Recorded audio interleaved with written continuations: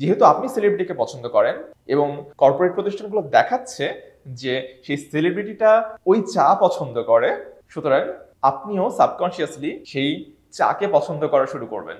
Dear viewers, আজকে আপনাদের সাথে কথা বলবো সোশ্যাল সাইকোলজির একটি মজার থিওরি নিয়ে, যার নাম হচ্ছে ব্যালেন্স থিওরি।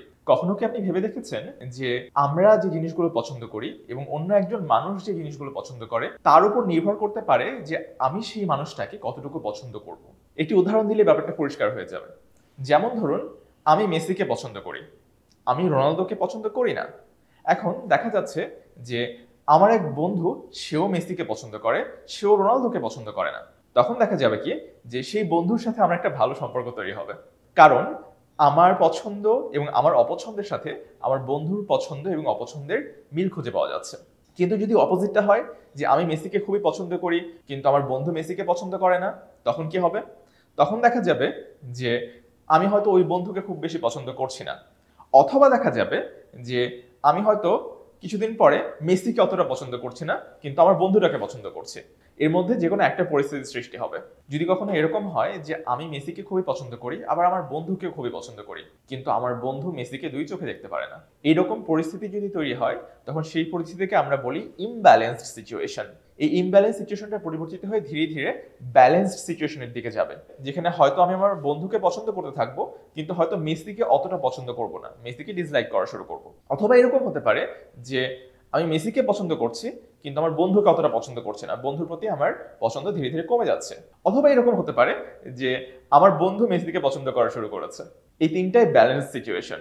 কিন্তু প্রথমে যেটা ছিল যে আমি মেসিকে পছন্দ করছি, বন্ধুকে পছন্দ করছি কিন্তু বন্ধু মেসিকে পছন্দ করছে না, সেটা হচ্ছে ইমব্যালেন্স সিচুয়েশন। সো এবার চিন্তা করুন যে কর্পোরেট প্রতিষ্ঠানগুলো এই ব্যালেন্স থিওরিকে কাজে লাগিয়ে কিভাবে অ্যাডভার্টাইজিং করে। ধরুন আপনি কোনো সেলিব্রিটিকে পছন্দ করেন এবং সেই সেলিব্রিটি কোনো একটা চায়ের অ্যাডভার্টাইজমেন্ট করলো।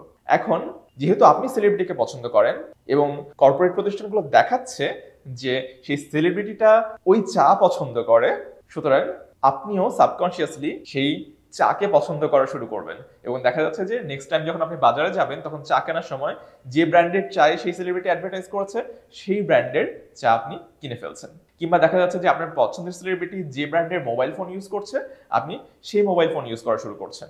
অথবা এরকম হতে পারে যে আপনি কোনো প্রোডাক্ট বা কোনো জিনিসকে এতটাই অপছন্দ করেন, কোনো সেলিব্রিটি যদি সেই জিনিসটাকে এন্ডোর্স করে তাহলে আপনি সেই সেলিব্রিটিটাকে অপছন্দ করা শুরু করতে পারেন। কিন্তু এটা খুব কমই হয় যে মানুষ প্রোডাক্টটাকে পছন্দ করা বাদ দিয়ে বরং সেলিব্রিটিকে অপছন্দ করা শুরু করে, বা যদিও দু একজন করেও থাকে সেক্ষেত্রে দেখা যায় যে বেশিরভাগ মানুষ সেই প্রোডাক্টটাকেই পছন্দ করা শুরু করছে। অ্যাডভার্টাইজমেন্ট ছাড়াও এই ব্যালেন্স থিওরি আমাদের ব্যক্তিগত জীবনে কিভাবে কাজে লাগতে পারে?